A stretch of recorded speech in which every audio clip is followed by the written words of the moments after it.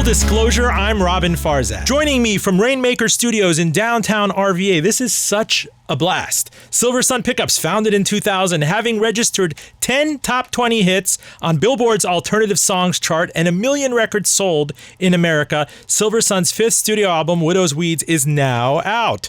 In studio with me, Brian Aubert, Joe Lester, Chris Guanlao, and Nikki Moninger. Thank you, thank you, thank you. You say my name with such bravado. I'm just so... I like it. I like can't the way you believe say that it. I'm having you here where I recorded my first show 5 years ago. And I did admit online, and we're going to share a lot of things today, that I do have a bit of imposter syndrome. No. You know, suburban dad bod like me having one of my favorite acts on You here look from fabulous. LA. But, You look pretty incredible. thank you for schlepping out here ahead of your big show at 5 the years, National huh? tonight. 5 years, indeed. How do you feel? 5 years, you guys are talking 20 years. Well, you I know, mean, I want you 20. to... Time is a flat circle. That's true. Nikki, take me back. This legendary rock crash pad in Silver Lake and the story of the 50-cent microwave burritos from Silver Lake Liquors. I mean, this was a time of, living on the cheap. Mm-hmm. Yeah. Yeah, Brian and I were living in a house together. And after a couple years, we had been playing in other bands, and we said, let's start our own band. And now here we are 20 years later. The ancillary legend is that you met on a flight back from studying abroad, and you were both trying to crib alcohol from the drink cart. She likes to avoid that story. Now that you're a mom, you don't want the kids to hear it. She has kids now, so she rewrite history. It's not like you were binge drinking, Nikki. It's just that you were definitely... You met on a flight. You were doing We did some meet on a canoodling. stealing alcohol. She was. Stealing alcohol from the cart. Well, I think... because going over there, I think... Who'd have thought that one moment when you did that would be brought up? Yeah. But I think because it was an international flight, I mean, technically I was under 21, but... And you were doing it on international if I waters. had been on... so it was okay, but... This little hand, I just see this little hand come out and just take things from the... So you guys resolved to get this house in Silver Lake that was infamous for hosting people. You would always have shows in your living room? Whew, yeah. I can't imagine doing that now.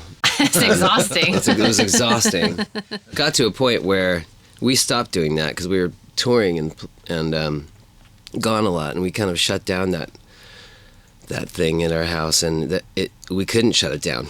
Like, people would just start coming. They would show up anyways. On 4th of July. holidays. We would always have a party on just- 4th of July. 4th of July, Halloween was a big one. Like, people just come to our house decked out, and we went, we're not having a party.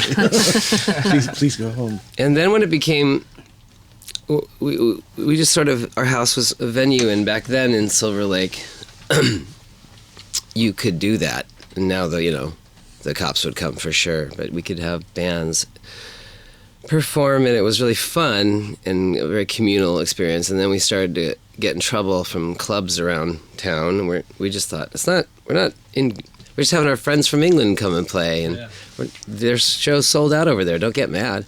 And then we started getting touring things coming, and that's when my brain couldn't handle it anymore. Because when somebody was ordering me around like a you became the sound guy. Yeah. I remember one guy in particular, I won't name the band, but he was just like, "Excuse me, put this on, turn this on." And I went, "Buddy, this is our house."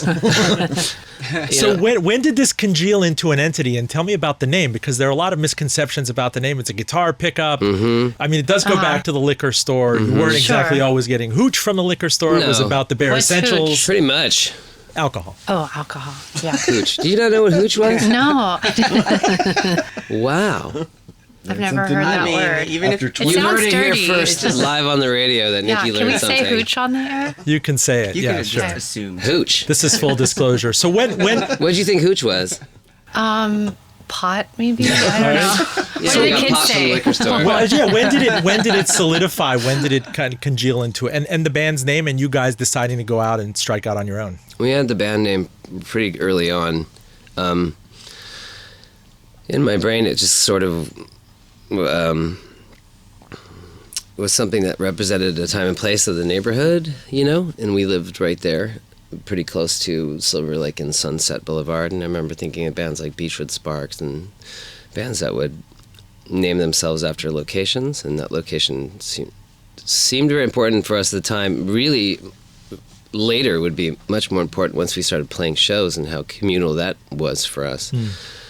And so that's sort of how we thought of it, really. It sounded like a little like bike gang.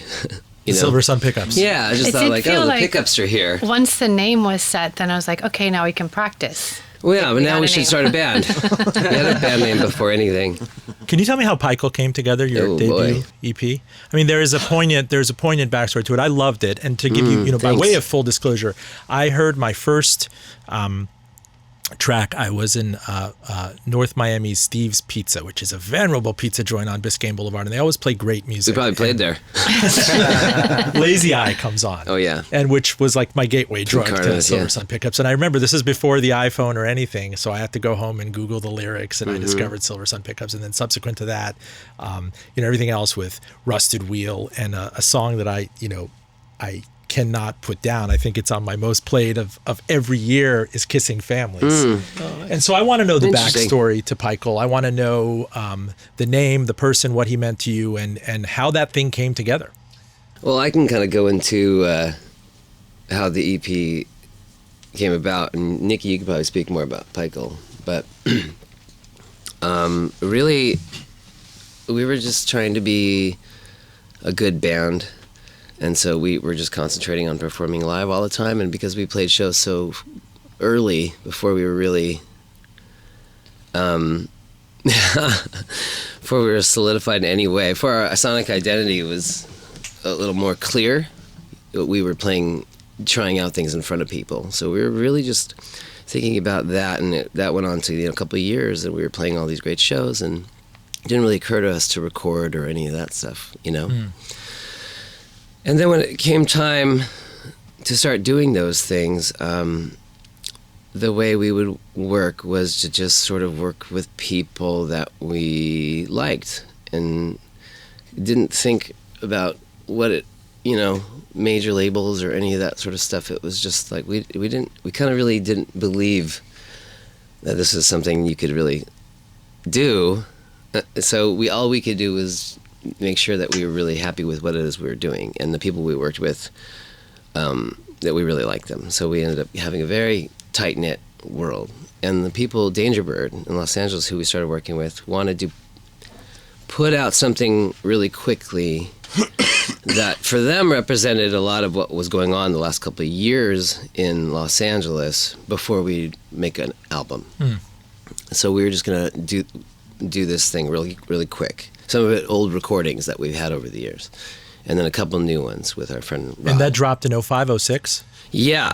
And so we separated the songs that we had into what would be on this EP and then what would go on the actual album. And then we'd write for that album. And so once we separated those songs and wrote some new ones for Pikel, it was just going to come out and we were going to record our record. But because of stations like KEXP in Seattle and things like that, Kissing Families caught wind, and we ended up touring heavily in a way that we never had before on the EP. And so we were just like, While whoa. recording. While recording. While recording. Yeah. So Writing. that stretched out that recording for that record. So there was about a good year and a half where we were on tour for the EP and then coming back and making what would eventually become our first record, Carnival.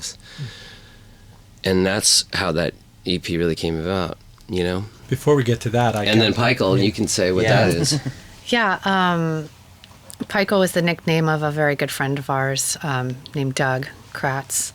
And he had passed away in an airline crash with Aaliyah.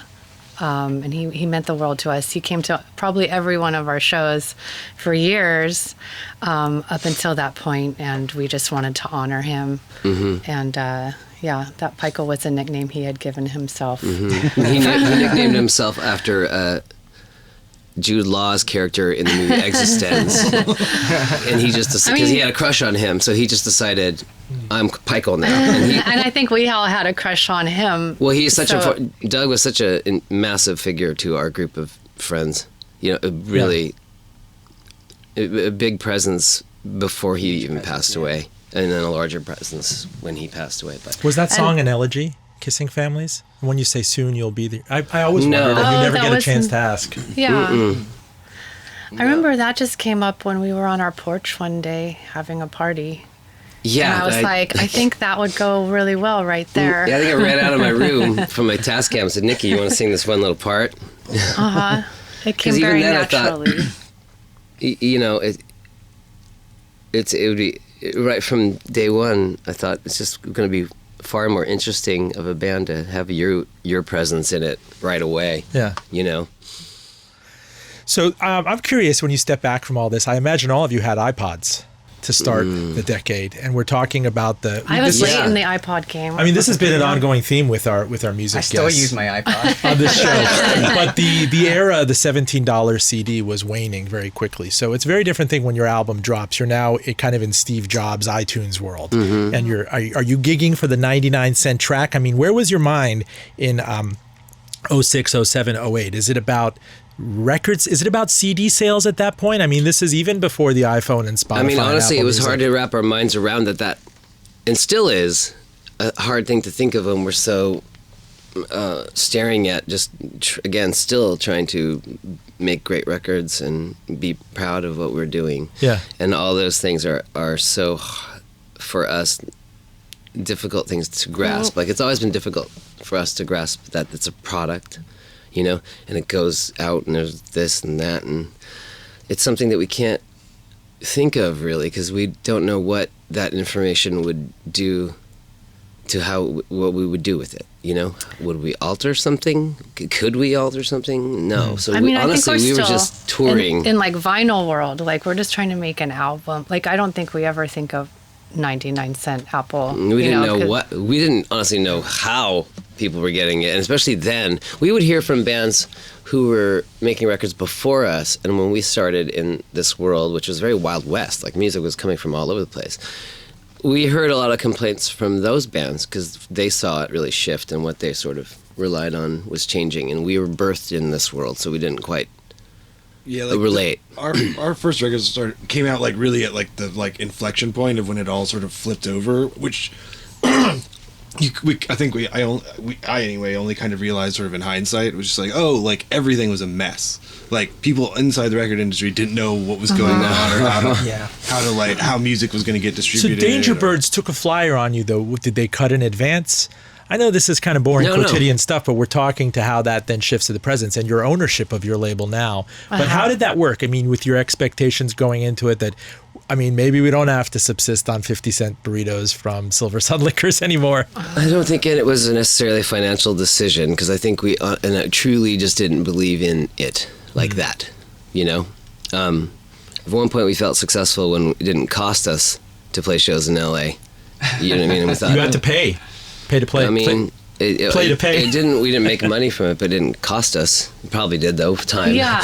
I mean, I remember I think Silver Lake Lounge, which is one of the places we played all the time, we had done like 5 shows and hadn't gotten paid. So I kept asking, you know, our friend Scott, who ran things over there, and he's like, oh yeah, I've been meaning to pay you. He gave me an envelope and it had $70 in it for 5 shows. So I mean, we weren't doing it for the money. So what did you do to pay the rent? What did you do on the side to gig? I mean, this is pre-Uber, pre-gig economy, but to a certain extent, musicians have always been part of the gig economy. Yeah, I mean, I worked at Warner Brothers Records in the music video department, which is actually where I met, or where I worked there with Doug, our friend. So, but I just had a regular job, so we would practice, you know, at around 7 at night, you know, all the time, or you know, I'd run home and then we would play the shows. But I wasn't thinking in my mind that it would be something that we could actually do for a living. I mean, it would be like a dream, but it wasn't. You know, I'm also like based in reality. You know, we need to. And I think it was a surprise to all of us. It when was got to nice the point though where we because could actually make a living at it. I worked with people, you know, in the music business, so they were understanding. Like, they would let me go on tour for 2 weeks and keep my job, so I could do things, you know, on the road, which was great, and that You really held on helped. to that job for I a held long on to time. yeah. And think we finally, went in on 2007, I actual was working tours. at Rhino Entertainment, which is box sets for you know, tons of things, and they took me in the office and they're like, we feel really bad, but you haven't been here for like 8 weeks. And we're going to have to let you go. And I was like, it's okay because I haven't been here for 8 weeks. So they're like, we just really want you to have insurance. And it was just nice that they were so supportive. Can you talk about the ramp up to Carnivas? That was the second CD that hit. It's the same thing. So we were basically, it felt like one long tour, and I mean, it was things were going in a way that were crazy, and we just kept head down playing, and it was all about the show, you know. And there was another one, and another one, and another one, and another one, and it kept going. So like we would tour for the EP and record the Carnivas, and then we toured more for the EP. Carnivas came out, and then that just turned into a Carnivas tour, and then we just kept playing and playing and playing. And at one point, we thought, hopefully we're making a living, because we literally are gone. Yeah. we have no time. Sometimes we would have like two versions of a song, because Right. like we would know the live version of it, but then the recording is different. You know, the arrangement is different, and so we're like, wait, which one do we do? Yeah. We got to do the live one. Yes. we got to do the live one Because we're That not was hard ready because yet. we're not ready. Because of when we separated all the old songs that we had that we were performing live for a while, and like stuff on Pikel was a little bit more what things were like, you know. And because the EP was doing things that we were amazed at, that people heard it, we changed Carnivas to have a sort of different sound, because we always like albums to have their own vibe. Sure. You know, and Pikel was known enough for us to kind of jump off of it, really. The criticism was that iTunes was slowly killing the album, the beginning Right. to end listen, that a lot of people were just cherry picking the 99-cent track. I mean, in your that's case, possible. I mean, I don't know. Well, at the same time, it gets it out to more people, but the people that really understand us will go and listen to the whole album, because that's how, you know, we've set it up. But I mean, we're appreciative if people want to listen to any song. Yeah, so however they it's want just to do like it, whatever. really opened us up to the, you know, world by having things like that. And you know, like in the beginning, we didn't have a website. So when something like MySpace came out and we could put our songs, you know, on the internet, that just opened up another step for us, because, you know, we've always been so busy just making music and playing that we're not thinking of the marketing of ourselves. Yeah, because so. the way people access music for us is every time we come out with a record, we hear about, this is the way, this is the new way Sure. to do it. And then I'm like, okay. And then in our heads we go, and then when we come out with another record, you're going to tell me something else. And I just, It's a new thing. what's your TikTok strategy? yeah, I just go, exactly. whatever. I mean, however you get it, you know, if you care to get it and however you get it, go for it. Full disclosure, I'm Roben Farzad. We are honored to be in studio here downtown so RVA cute. with one of my favorite acts. I'm going to wear it on my sleeve, people. Silversun sweet. Pickups here from Los Angeles. They've been at it for nearly 20 years. I can't believe we're actually going into the 2020s, and you're out with your fifth album, The Roaring 20s. The Roaring Yeah. 20s. I want to Get your flapper outfit on. get it out. Yeah, do the Going Charleston. back. Speak easy. Prohibition's coming. So the lessons learned in all this in that time. So we're going. You're touring very heavily. You're a known quantity. I mean, your KEXP stuff is beautiful. You've been very good about going out and performing. What is that one act I saw? Was it at a Seattle liquor store or record store? Oh, wow. I mean, I couldn't Yeah. even get my head around the acoustics of it, but it was gorgeous. Yeah. I think that was a KXP donor was a thing, fun and thing. that was a couple years ago, right? Yeah, now it's been, I don't know. Yeah, and I 5 or remember 6. thinking, wow, everyone's getting drunk at 3 o'clock. But I mean, really, we're doing things like that a lot, all the time. But that one was just captured really well, and that was a fun day. What does that mean in the grand scheme of things? You talked about MySpace. Clearly, Facebook started taking over the world, a decade ago and everything. What does it mean to put up something like Facebook Live? Is it a waste of time? Is that true engagement where you feel more connected with your you're talking fans? to the wrong people. Yeah, it's really, if someone does it for us, then we're happy it's Yeah. being done. But we're not don't like know how to thinking we got to do this. Well, you're really but- slumming it by coming on my show. I gotta say. This is a low point for you. No, I mean, not at all. I mean, Does I didn't even know. I mean, it sounds mercenary. Does that move the needle? Or do you do that for the sake of connecting with people? You're big in Seattle. You guys are off to there's Oregon. a lot of people that have, when they try to intellectualize what moves the needle. Like when we did Letterman for the first time, people thought, did that move the needle or did this move the needle? And we honestly can't tell you because we don't know. I mean, it's sort of And I honestly a don't know if mixture of most everything. Other people can tell either. They can pretend they know what's happening, but I don't know that they have any real metric for deciding whether something is actually moving things one way or the other. Like we've kind of just relied on the old-fashioned stuff like touring and like getting out in front of people. And like if these digital things get brought up, we almost never say no to them. We don't say no, but we're not relying on anything like Yeah. that. Joe said it pretty well. But I feel I feel like a lot of people try. I mean, and I understand like people are really trying to add equations to things because it's trying to control the uncontrollable. But I want to be a patron of Silversun Pickups, and I feel guilty when I now go fast forward Spotify. You do your thing. And stream your stuff ad infinitum, get a lot of joy out of it when I'm driving. I mean, dream at Tempo 119 across the entire canon of Silversun. I know your stuff and geek fanboy around it all the time. Should there be another way where, and I'm saying this as a journalist, where the magazine has been disrupted, it's very much every man for himself. Should there be another way for you to connect with your fans, to be, where we have patrons of the art with the symphony, with the ballet, that I don't know, does it boil down to a Silversun app where people are getting advanced releases or special? Maybe you should work pitching? for us. Yeah. This is why we'd like to detour. Let's see your mock-ups. Well, we're nominally a business show, and I'm a huge music fan too, and I love the intersection of these two, and I love to. I wonder if you guys are on a bus. I mean, I understand you slept on a bus last night. Yeah, we're on a you bus. had a quick breakfast, came in here. You got to jet out of here and go to the East Coast of Virginia. Do these conversations ever happen? Like, what else can we do? We're gigging, we're hustling. They probably happen Without us. without us there, with our management and all that stuff, and then we get the gist of whatever that dialogue was, and then there's like a sort of digital brain trust at our management company who clearly we can't be in charge. Of it. Half the time when they explain it to us, we're just like, what are you talking Yeah. about? Yeah. But I think everybody is sort of scrambling to find the answer to that question. Like, there's how many apps or various ways to like new forms of like reaching out to fans and like trying to get to them directly. Like it's a big question. I mean, it's the entire industry got completely Blindsided. turned over. Yeah. And it just seems like every album cycle for us, things, come and go. And it's just like, okay, they're not doing that anymore. Yeah, I mean, we've we're just seen- concentrating on like our playing music. We've seen full buildings full of people.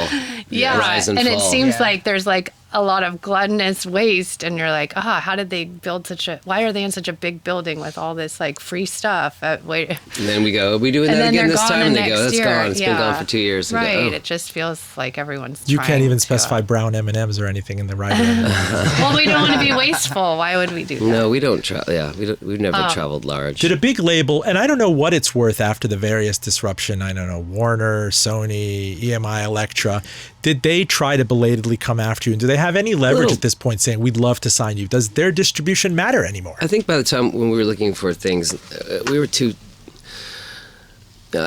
maybe too strange. Like we'd meet people and they would say, you got something, maybe we can, work with it. And we were already out.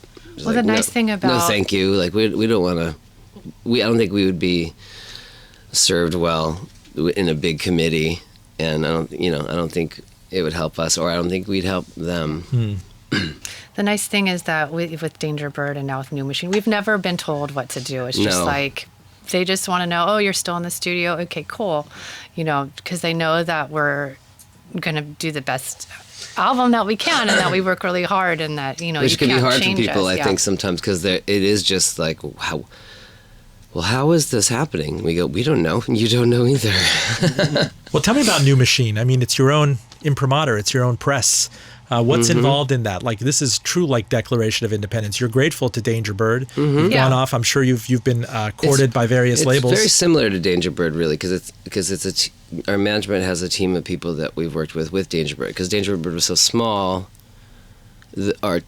our sort of team of people that do stuff like radio and promotions and publicity all came out of Q Prime.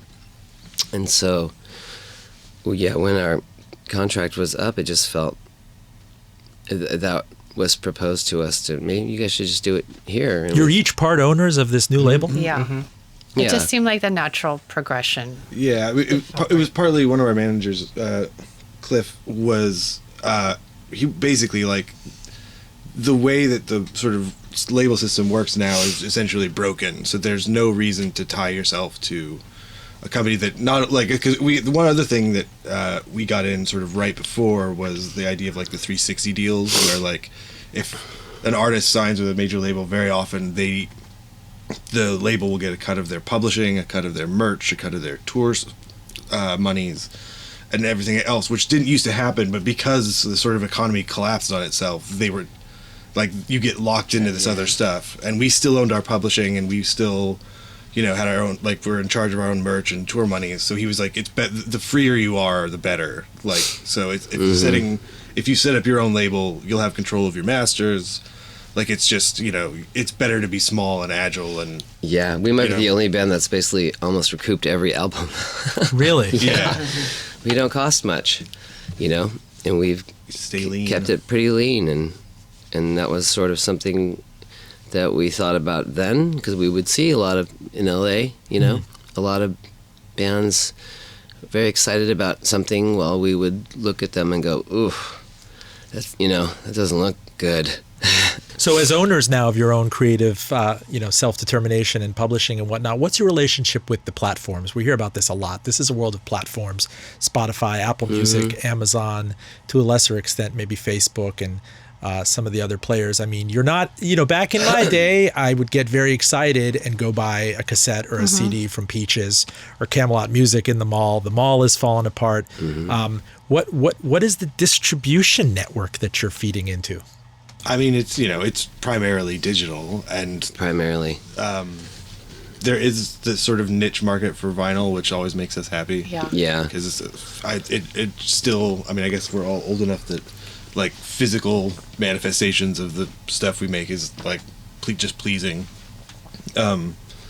But yeah, I mean, it is what it is. There's no putting the, like, sort of genie back in the bottle. It's Well, why not? It doesn't feel very artist friendly. All It's the digital not. platforms, Sure. Yeah. So That's a concern. You really for and just that art in hasn't general. been fully answered yet. But So the first music show we did was with David Lowry of Cracker and Oh, Camper wow. Van Beethoven. Yeah, and this is a guy, he's the things to torchbearer right here, Yeah. right, standing right here. Oh, awesome. And his, we almost called that show Rock and Troll. And his solution to this is he'll do shows and he'll burn his own CDs with the Wow. info, and he'll hand color them and everything. Right. It seems a bit obnoxious to force your fans to find a CD burner, but there are people who are opting, and you talk about putting the genie back in the bottle. Maybe you can. Maybe there are ways of pressing music that the streamers can't get their mitts on. I'm sure that there are people trying to come up with ideas to make it more equitable. I think- I don't. You're still talking about niche things, Yeah. like you're still talking about, we're talking about vinyl and doing that. That's fun. and we're doing a special, like a tour vinyl for our next tour. So So you're playing the National tonight, and if you were to have alongside the merch, the stickers and the T-shirts and everything, a special cut vinyl of tracks that, are you even allowed under your publishing terms? I know this gets into arcana. No, we're You're allowed- allowed to do whatever you want at this we can point. do whatever we want. Yeah, because we still own our publishing. We own all of our publishing. Yeah. From even Dangerbird. Isn't that a fan-friendly, artist-friendly alternative? I mean, Yeah, I guess. yeah,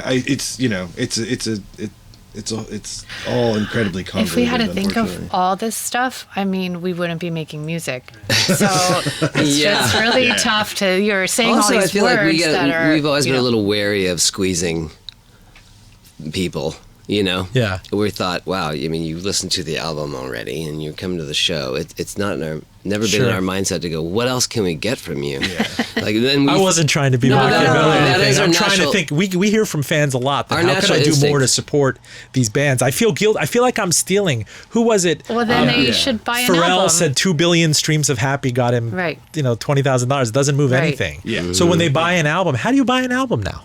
yeah. That's a You can go meaning to of a life local question. record local store. record Local store Local and record stores. Go find help it. haven't- support them If before they they, haven't been shut down. like Brian and I just Yeah. Yeah. played yesterday at a record store in Baltimore because we still believe in supporting, record stores because we want that. That's how, the reason why also we were able to survive in the beginning is our friend Todd had a record store and he's like, I'll put your 7-inch in the store. And so where else are we going to do that?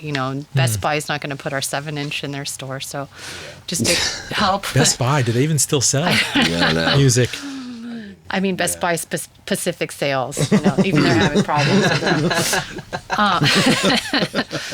But really, we have to Suncoast. make sure or try to support, Yeah, the beginnings for a lot of, artists that they don't know where to put their physical product. And it's just, a shame that so many record stores are going out. So my recommendation is that people actually go to a record store and buy someone's album if they want to support. It's a classic them. move. Sure. Yeah. And it's a way to meet people, Yeah. Get recommendations for other stuff. Yeah. And like that model was great, and it sucks that Bring back Tower Records. Yeah, that the digital world kind of destroyed that for a lot of people. I mean, I learned about most of the bands that I still love when I was in college from dudes at record stores or and there'll be like a gals little at record paragraph stores. handwritten about what they think of the album, and Sure. you would listen to, and you would read it because you're like, somebody cared enough to put this down and put this album up on the shelf, and it just, Totally. And there's just sort of transactional nature of it, like when you like go up to the counter and like put your stack of records down, and they say, "Oh, if you like this, maybe you should check them out," or like there was a communal aspect to that I think is gone. Brian, talk to me about this this latest album, On the Other Side of a Dark Period for you. And of course, we get into this conversation with other people. What is it about the yin yang of creativity and darkness, and this kind of being an antidote to some of the burnout and the emotions that you had before? Well, it's just like we're in a situation where we get to have a lot of catharsis because you get to put a lot of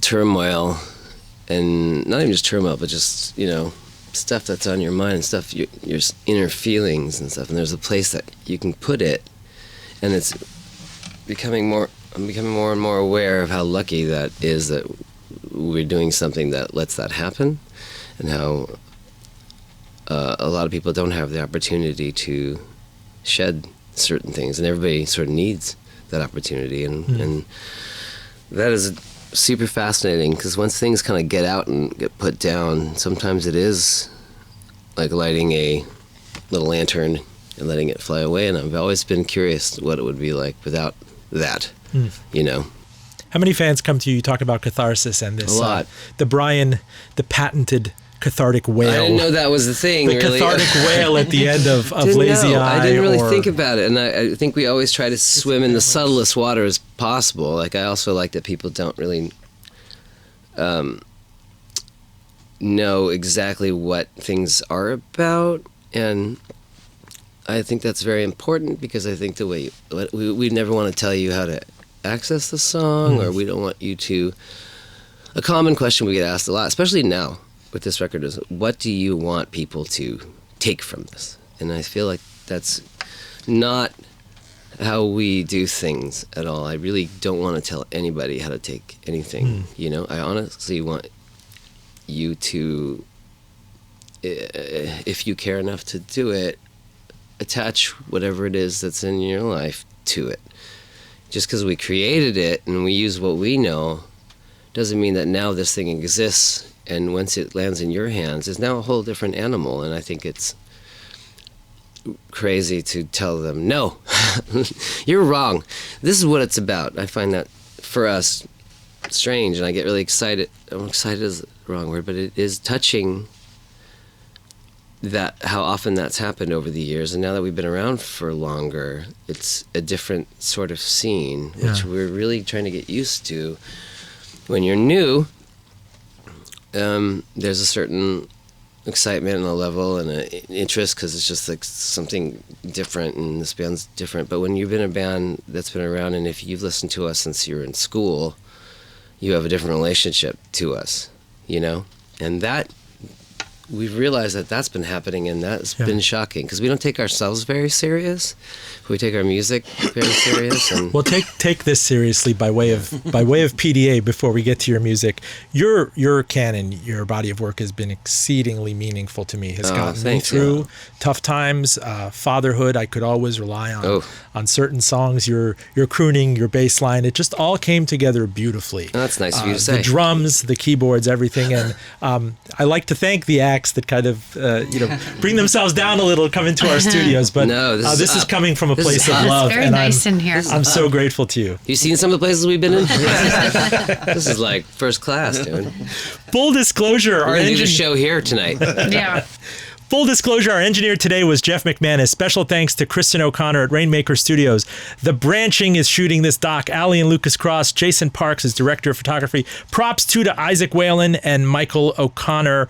I cannot thank you guys enough very sweet. for coming out here. This is going to be beautiful. I wrote a book about an infamous hotel in Miami that inspired the movie Scarface, and this is the logo. Yeah, I'll send you all That's a good copies, symbol. everything.